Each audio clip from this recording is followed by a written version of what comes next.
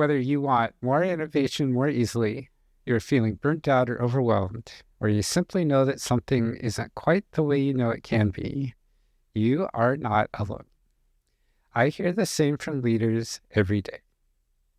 At Uncommon Leadership, we explore aligning personal fulfillment with business success, creating authentic teams, and cultivating the resilience, adaptability, and ease necessary to move beyond simply surviving today's challenges into thriving.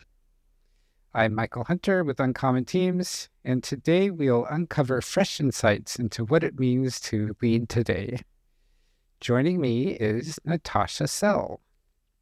Natasha is the co-founder of Sutra.co, a social learning platform that has supported over 65,000 people participating in group learning experiences online. Sutra has supported programs at the Harvard Program in Refugee Trauma, the United Nations, the Presidency Institute, the World Health Organization, as well as many other organizations and individuals. That's a lot of big names, Natasha. I'm impressed. Natasha comes from 3 generations of educators and began her education career as a high school learning specialist in New York. She has led global education projects at Harvard and the Asia Society. Since 2009, she has been deeply engaged in connecting online communities through learning. She received her master's degree from the Harvard Graduate School of Education, focusing on leadership and development. And as if that isn't enough, she's also a certified yoga teacher and a trained facilitator, and today lives in Berlin, Germany. Welcome, Natasha. Thank you, Michael. Yes, thank you for having me. I have been looking forward to this conversation. And I better start with a full disclosure that I found Sutra while looking for a way to do an online workbook for my upcoming book, and the emails that came out of that showed me how aligned Sutra was with my mission. So I am using Sutra for that, and that relationship between me and Sutra is completely orthogonal to why I have Natasha on today, and neither of us have paid each other or doing any other compensation. Yeah, and I'm really excited for you to be using Sutra to launch the workbook part of your project. And I know it's coming together, so it's really exciting to see how it's coming alive in the Sutra space. And I was really surprised from the very first email I received from you all, you were very much heart, body, mind, spirit integration focused on all of the messaging, on everything that you talk about in Sutra. And so I'm super, super curious on, when did you first recognize that integrating your whole self, bringing that into Sutra and everything else you do might be a valuable approach? Yeah, thank you for that question. I think it can both go deep and also kind of reveal a lot about a person. I think for me, I wasn't like a career entrepreneur. I really just became an entrepreneur 11, 12 years ago when I joined my now partner and husband in this venture to create Sutra. And so previously, the organizations that I worked for, I was fulfilling a role, but I think becoming an entrepreneur and really leading my own company or co-creating something that's meaningful for me, I think it's a requirement to somehow, to really understand what it is that I want to create and invest my energy into and give my life to create in a way. So for me, it's been this journey of, first of all, a process of personal growth, of continuous personal growth, because it's not like I'm there. I'm continuing to evolve and grow and expand my own self-awareness and and also the importance of bringing that into not only my work, but with my team. So it's like this a personal, um, yeah, it's like a multi-layered approach, because it's me bringing my whole self for myself so that I continue to check in with myself on why am I doing this? Why is this important to me? Is this inspiring me? And how is it making me feel about myself and my life?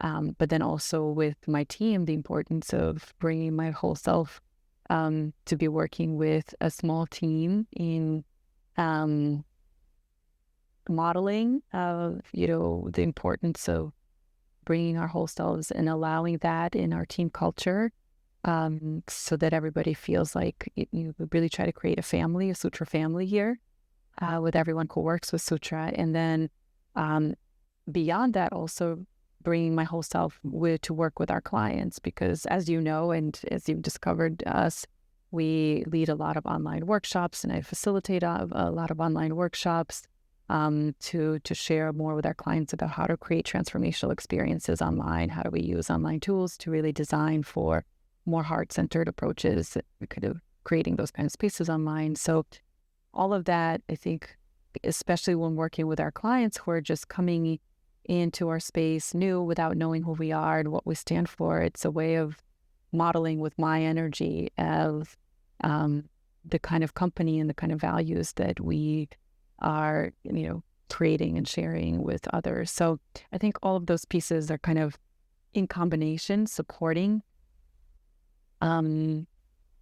bringing my whole self into my work. I don't know if there was like this one moment when I realized it, but certainly being an entrepreneur, I'm constantly kind of reminded to check in with myself. And I will say that, like, sometimes when I feel tired or burnt out or this kind of exhaustion, it's often when I disconnect from checking in with myself and seeing, kind of reconnecting to what is it that I'm inspired to do here, and which parts, which parts of myself am I ignoring or like not so aware of in certain projects. And yeah, so it's interesting to kind of observe my whole system, my whole body, especially the embodied part. I've learned to bring more of that in the last 5 years, I would say, just the importance of checking in with my body and how much the wisdom of the body has to communicate with me, and where I'm at, and helps me kind of guide my energetic space better. Yeah, so maybe I'll pause there and see. What helps you, Natasha, remember to check in with your body, it helps you notice those other signals that you're drifting away from bringing your whole integrated self to what you're doing? Yeah, I mean, I think there's a few practices that I have on a daily basis that allow me to, at least for that moment in time, to check in with myself. So I have a morning practice of, I do some exercise and kind of get my body moving, but then I really take 30 minutes to just meditate or sit still, just in stillness. And after that, I do some journaling for myself. But that stillness really allows me to feel my body and check in with my body, and yeah, just to kind of take almost like a body scan for the day, and kind of tune into my inner self a little bit more. And the journaling really helps me. And just kind of, I have this journaling practice where it doesn't, I'm not thinking about anything, and just really allow my hand to guide whatever is trying to communicate. And sometimes it's something that's coming through the body for me, something in the mental space or emotional space. So that's always really interesting. So that's in the morning, but then throughout the day, and especially as I, have different work projects or facilitate different experiences. Also, I don't know if you've been a part of some of our Zoom sessions that we lead online. We always take a moment to just arrive in the space wherever we're coming from. So again, taking a moment of stillness to just take a few deep breaths, and just 3 deep breaths allows me to like land and arrive and just kind of, feel into my body and um, check in with myself. And if I'm tired, just allow that to be. Or if I feel energized, be present to that. So this constant practice, it's a practice of constantly um, bringing that awareness into, my day-to-day kind of experience. What helps you extend that into the times where you're tired, stressed, meeting is going long or going in a different direction than you had hoped? And for right when you really need all of yourself there, and the parts of you are scattering away, or you're remembering to, you're forgetting to pay attention to maybe some of those. What helps you remember to take that moment and recenter and then re-enter the conversation with all of yourself? Yeah, I think even when I'm tired in meetings or in spaces that I'm either participating in or facilitating or leading, I've developed a practice of deep presence. So just attuning myself to the people in the room and being really present with what they're sharing, um, and not just what they're sharing with their words and their communication, but really what they're sharing through their energetics, kind of space and emotional space, or whatever I can pick up on if I'm attuned into the space. Um, that really allows me to, yeah, be fully there and fully present.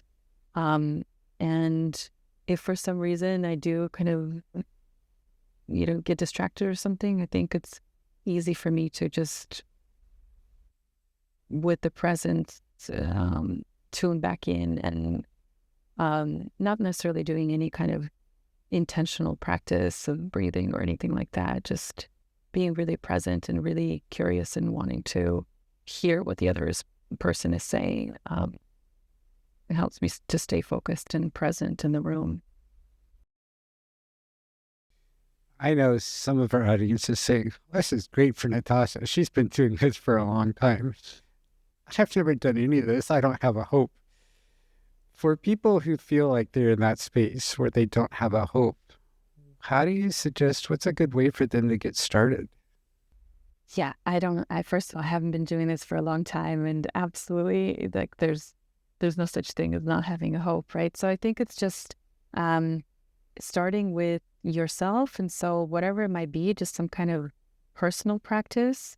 Um, like for me, it's the mornings. I like to take morning time to do my breathing and centering and kind of grounding. For some people, it's evenings, like after a long day, to reflect on, the day and just allowing the body to relax a little bit and taking some deep breaths. So I think just finding what it might be, even if it's just carving out 5 minutes a day to just sit in stillness. I think stillness is so overlooked, just, carving out a little bit of time for quiet and stillness, because in that time of stillness, you don't even have to plan anything. You don't have to journal or meditate or think of it as prayer, meditation, or anything. It could just be a moment of stillness and just be coming into practice of becoming an observer, observing what's happening in your mental space, observing what's happening in your emotional space and your heart, what you might be feeling, observing what's happening in your body. My back might be hurting, or my shoulders feel tight. Just observing what's in your physical, emotional, mental space, and see what arises from that. I think that's the curiosity of kind of being your own explorer, kind of, this observer part of yourself, just carving out that time to just allow yourself to be still and just see what happens. And I think from that place, each person in their own way will be guided to maybe the next thing. Maybe for some people, it's like, wow, my body really needs me to give it a little bit more attention, and I want to do some stretching or yoga or exercise. And so, getting more into the physical space. For some people, it might be, oh, I'm really appreciating this calmness and want to try meditation or something like that, because it really starts with creating our own space first. And then, the practice of being able to do that in group space, or as we're facilitating a meeting or a group's session or something like that. And so that's where I would start, because that's what helped me. That's how I started, and that's how it helped me. So hopefully that's easier to kind of get started with than what I was sharing. And for people who may be thinking to themselves, I never have a moment to spare during the day, I'm gonna guess you go to the restroom once or twice, and that's at least a few moments that you have, hopefully, to yourself. Yeah, I mean, I think there was an interview with the Dalai Lama that, I don't know if you heard about this, but he was asked, how much time per day do you meditate on a normal day? And he said something like, I don't know. Well, I don't remember the exact number, but it was like, okay, 1 hour. I meditate 1 hour on a regular day. And they were like, oh, wow, 1 hour, that's a very long time. So when you're busy, how do you carve out time to do it? He said, when I'm busy, I meditate 3 hours. Because taking that time for yourself will actually, I don't know how this happens, but I find it to be true, but it actually allows you to use the rest of your day more efficiently. At least for me, I'll speak for myself. It's almost like, the busier you get, the better you have to become at managing your schedule. And so, 10 minutes a day, I think should be easy enough to, maybe instead of scrolling Facebook or something on social media, to just say, you know what, myself really needs this, and gifting that time to yourself, almost like a little gift. Yeah. I like that word, gifting that to ourselves. This has been some of how you help yourself do this. How do you help the people that you work with and the people on your team feel safe and empowered to bring their unique talents into everything that they do? Yeah, I think for our team, like I said before, it was really important for us that we build a culture that feels like a family, where we're really, as the founders and kind of the bosses, but the founders of the company, from the very beginning, we communicated to our team that we're here to support them in their personal and professional growth, because I really feel like that very much goes hand in hand. So first, we do kind of like an intake interview process. So as we're interviewing to hire somebody, or after they join our team, we ask them some questions about what their goals are, personal development goals, professional development, kind of what is their vision. Very much always kind of focusing and refocusing on the vision of the future. What is it that I'm creating with my life? What is it that you're creating for you, for your life? And being aware of that as both the managers and as a team. So for us, kind of making sure, I think, because of how we interview and because of how we hire, through that process, our team gets a real feel for what is important to us, which is that it's not just a job, that they're really here to develop themselves, and in also really caring about the company and the team, and adding their input into what we could be doing better. So there's this constant transparency and honesty and communication that is built. And we, I don't know how other teams do it, but we like to have weekly team meetings where we do a check-in. And most of it, it's not so much a check-in around projects. It's really just a check-in on the human level, like what's been happening with you and your family. Somebody had a baby, somebody's having a really hard time with a parent, or, just really giving space for these life human things to occur in a way that's not just like spilling everything and kind of oversharing, but just allows that to be present in the space. This is what I'm dealing with in the background. Like, there's all these projects and tasks. Yes, we can talk about that. There's efficiency that we bring to that. But, how are you doing, and what's happening in your personal space that you'd like to share with the team, that you want the team to be aware of? And sometimes we play games. Sometimes we ask each other fun questions. So we kind of pull from a variety of different good facilitation techniques to kind of just allow the full person to be in our space. And so it also just creates more connection for us to really know each other, support each other, encourage each other where it's needed. Yeah, I very much believe that you can't separate, life and work. It's all part of the same human being. So bringing that into the company space is really important to us. I find that as well, that life and work all, if we, as much as we might try to bifurcate them into separate silos, they always end up flowing all together. And the check-ins I also consistently find are really useful. And that can be as simple as go around the room and each person says one word that's true for them right then. Even with 30 people in a meeting, that's, a minute or less. And it can really shift the dynamics of the rest of that. Yeah, exactly. Yeah. Yeah. And there's so many different, like if you're on Zoom with a lot of people, you can do the breakouts, just giving somebody a chance to voice what's present for them.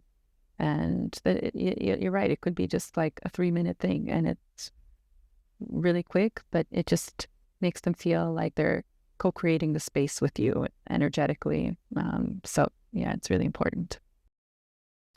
Yes. When you're working with your team on this is where the company's going, where are you going,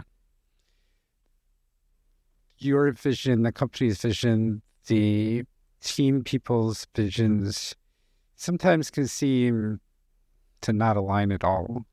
How do you help you and everyone else recognize where that alignment actually is? Yeah, I mean, I think that first of all, it's really important, and I haven't always been very clear with this, but it's really important for us as the leaders of the company to be clear on what our vision is and how we envision getting there. Um, and we have had most of the time the team is very much aligned in that. I think just through again the check-ins we also do like annual reviews, so those specifically focused on your vision. Has something shifted? Has something changed? Is there something um, else that you might be interested in doing that we haven't implemented in your role? Um, but if it really feels like our vision and their vision is not aligned and they really are wanting to, do something else or something that we can't offer, Lorenz and I, so my partner and I, we tend to really support them. If it's finding another place or another job, or maybe it's taking a training or program or something that will allow them. So it's constantly, I think, just caring about each other and caring about each other enough to support them in whatever it is that they want to do, even if it means leaving the company and joining some other company or doing some other work. So I think that's important. And I think our team feels that it's not like they don't have to work for us. They want to work with us, right? They're not here to, collect a paycheck. They really care about the space. So, yeah, I think that's something that we're really proud of, that it's really this very open and transparent communication back and forth. What for you and for is the business value of helping someone leave your company? Doing all of these people forward, integrate, help them achieve their goals when your business is there to make money, or if your business doesn't make money, you can't give any of these people any of this support and love. Yeah. So there's like a deeper spiritual dimension to this. One is that like I always, and my partner really helps me with this. So when I don't feel it as strongly, but we are very much um, we are creating something where we are in service of of bringing more love and connection to the world. So I can just share, that that's our deepest heart desire. We're really trying to bring more love and connection into the world. The way we do that is through creating this online learning platform. But the deeper underlying intention is that, and I feel very much um, when we're in service of that and are clear that that's what the intention is, and that's how we make our decisions, then we feel very much supported. So if that means like an employee leaves our company, the next one that comes around is even better, or a better fit for our growth or for the next chapter of what we are looking to do. It's kind of this, I had a friend who joked with me when I was still dating and not married, but kind of, and I was breaking up with a boyfriend, and they were saying, well, when has the universe ever given you somebody worse than your previous boyfriend? Like, the universe always gives you a better partner, right? The next one is always better than the previous. So it's kind of like this with work too, because we just believe in what we're doing, and it's really our life's work, and we believe, wholeheartedly that we're in service of bringing more love and connection into the world. Like we always somehow attract incredible employees. Even if one leaves, the next one comes, and it's like, they blow our mind how amazing they are. So there's this trust that's been proven through experience, I guess. So yeah, that's why I think I can just fully trust that we can support each other in being in this journey. So in terms of business value, it creates actually more retention, I think, because our team might be, some of them might be underpaid for what they do, but they will still, stay with us because they believe in what we're doing. They believe in us, and, they're very much feel like they're a part of a family and a team that they want to be continuing to support. So there's these kind of,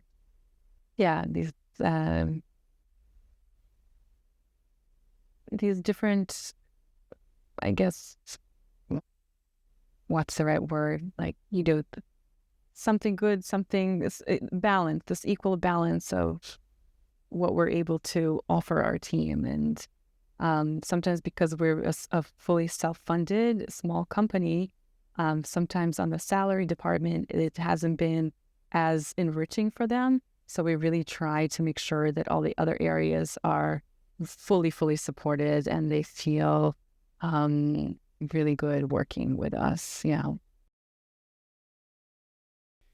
This is all great for your employees. For people who are evaluating Sutra and wondering, all this lovey-dovey, people squishy forward integrated stuff, like, how is this going to help my mission? How do you help them make that connection? Yeah, and I would say that the majority of the people who use Sutra are actually professional people who work in the professional development world. So people who work with leadership development or organizational change, any kind of societal change or transformational organizational change. So it's different levels of professional services that people provide for either individual clients or organizational clients or corporate clients. So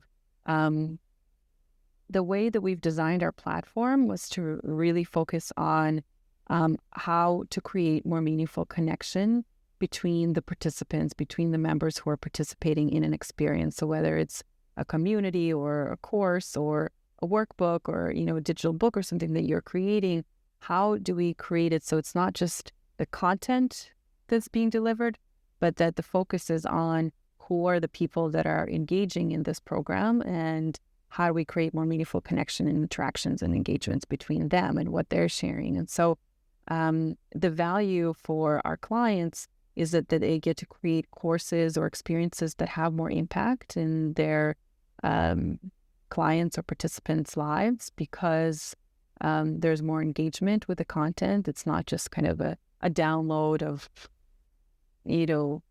content or videos at a self-paced kind of way. It's really an experience that's meant to create reflection and sharing and group process in a digital space where a lot of times it's a very isolating space to be in. So really focusing on creating more meaningful connection. I think the value for them is that they not only have more impact with the content that they do, they also have more retention. So there's a much higher percentage of people who complete the programs that they start with those programs, and a higher percentage of referrals and continuity working with that creator. So maybe there is a level 2 program, or there's a community membership space that they can join. They also refer more of their friends and colleagues to partake in these courses. So it's all part of this model of creating more meaningful engagement and connection in the online space, which has a lot of ripple effect of benefit to both the participant and especially the creator.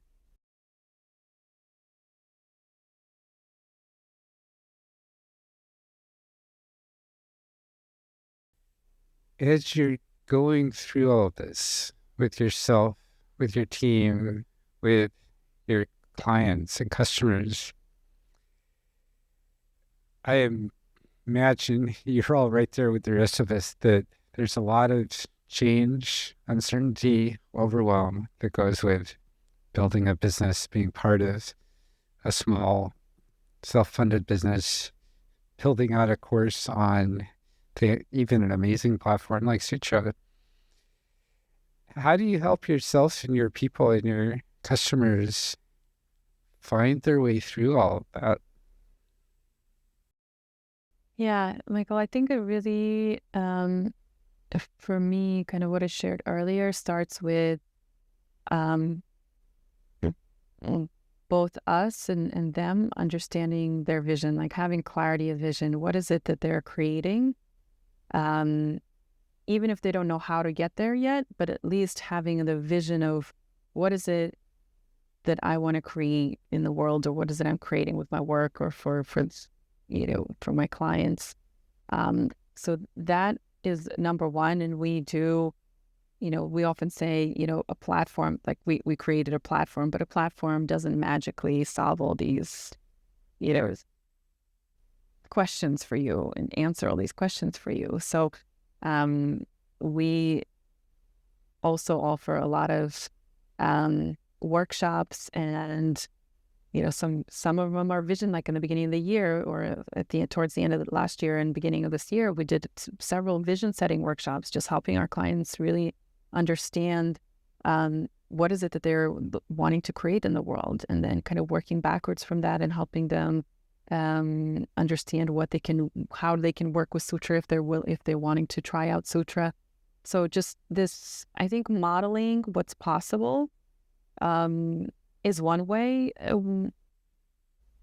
and constantly coming back to this why, to the bigger vision, and because I think if we're connected to that, figuring out how to get there becomes easier, because then I'm clear. Oh, this I know, this I don't know. I need support with this, and then there's places and people to reach out to who can support me in the different areas where I'm uncertain of.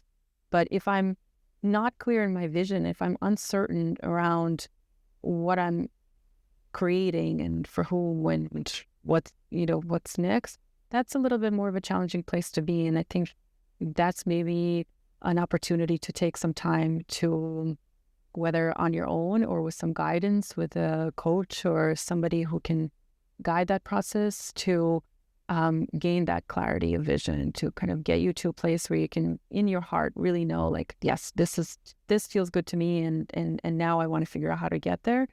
And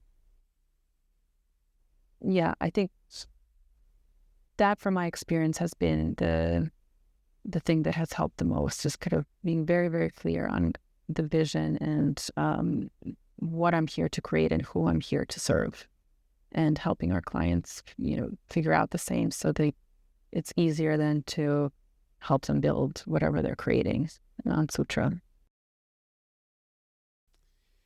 And when we don't have that clarity yet, that's okay. That's okay. And I was going to ask you, how do you do it for yourself? Like, how do you navigate these uncertainties? And I think everybody has their own methods, but yeah, I'm just curious. One thing I've found really helpful for myself and also for everyone I work with is making everything a tiny step. If it's too scary to take, there's always a way to make it smaller, so it's small enough that it feels safe to take. And framing everything as a tiny experiment, Yes, exactly. because that removes all the judgments and expectations. Experiments give us data. They don't succeed or fail. They might turn out differently than we hoped, but that's not a success or a failure. It's just data. Then we can incorporate that into our evaluating, consideration, deciding what the next step in experiment is to take and make. Yeah, exactly. And as I do that, as I help my clients do this, staying aware for myself as much as I can right then, helping my clients as much as they can right then, as you were saying earlier, being aware of what's going on for me, for them, internally, externally, all the way through. If our shoulders twitching as we consider doing a certain thing, for some people that means, oh, that's way too big and scary. For other people that might mean, oh, that's super exciting. I can't wait to get started. And being aware and recognizing what that means for us, not what someone else might have told us or we think it should mean for us. Yeah, thank you for sharing that. I would just add that for us, for the for Sutra, I would say for our team, for our community, one of our favorite words that we always use is prototype. So whenever somebody comes to us and they're like, I don't know where to get started, it's like, so prototyping your way to exactly what you shared. Like, what is the next smallest, like, feasible step that you can take to collect data from the real world? So whether it's not even creating anything online on Sutra, but maybe it's just bringing a group of friends together to have a conversation about a topic that you're passionate about and want to explore, right? So it's just exactly those little steps to collect real world data, not just mental data from your head, right? But real world data from people who are engaging with you in some way and interviewing them afterwards, like about their experience or what they thought. So yeah, absolutely, I'm with you. So prototyping, we have lots of workshops on prototyping and experimenting and iterating through the process. Yeah. For people who would like to learn more about Sutra, learn more about how you help people and teams bring everything that they do to everything they are and to everything that they do, what's the best way for them to connect with you? Yeah, thank you, Michael. So the best way probably to connect with us is to go to sutra.co, CUTRA.co, and join our newsletter. This is, Michael, how you kind of found us and probably connected to how we share what we share, because what we share through our newsletter is a lot of personal stories and personal insights around not only running a company, but it's specifically around creating transformation in the world and creating transformational experiences. Yes, our focus is in the online part, but I think a lot of the methodology is transferred to in-person facilitation work and things like that. So the newsletter is a great way for people to get to know us, because we also we offer a lot of free public workshops.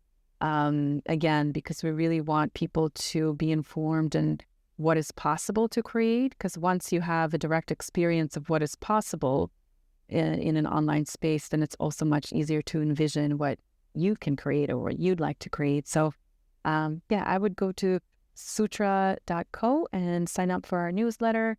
If you would like to play around with the platform, if you have a course or program that's ready to go or you've been wanting to try out, there's a free trial on all our plans, so you can start for free and play around with it and let me know how you like the experience. You'll receive some emails from me if you sign up for the platform, because I share some tips and things when you get started. Sounds great. And I'll have all those links in the show notes. What would you like to leave our audience today with, Natasha? Um,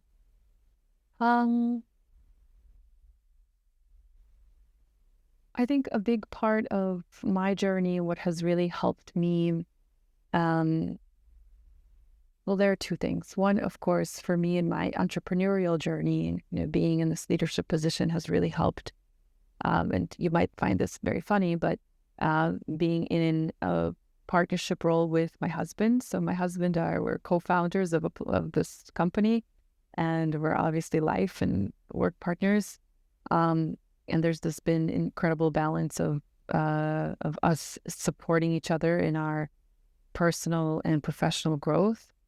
Um, but I think for me also as a woman and as a female entrepreneur, it's been really, really important to balance, like we shared earlier, kind of taking the time to tune into myself and my own internal needs and, personal needs and desires, and developing that practice of attunement, however that might be in other people's lives. I would really encourage you to try out different ways to find what that might be for you, whether it's that moment of stillness or journaling or walk in the woods or whatever it might be, to have that moment to connect to yourself for that inner wisdom to be a stronger guide. Because for me, that's been really, really transformative in how I live and how I lead our company and how I interact with our employees and clients.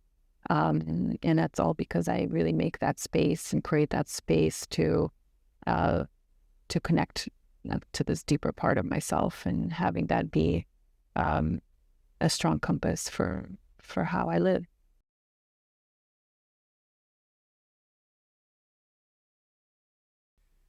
Thank you, Natasha, for being with us today.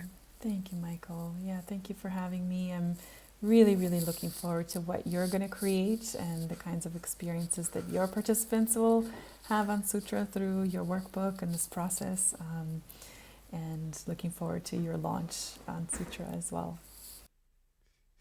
So my Yeah, coming soon, and right? So for some definition of soon. all about Thank you, prototyping. audience. It's all about prototyping. Tiny steps and tiny experiments. Thank you, audience, for joining us today.